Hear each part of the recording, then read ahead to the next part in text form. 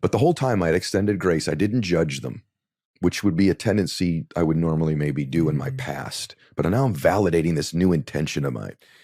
Anyway, we pay the bill and we leave. And 2 days later, I'm hitting a couple golf balls at the golf course. And the server that night was hitting balls next to me. And he said, "Oh, Mr. Milet, that was so kind of you to buy the meal for that night for that family in light of the funeral." And I said, "What?" He goes, "That family that night," he goes, they had come there to celebrate. They had just left the funeral of their grandmother. I said, "You're kidding me."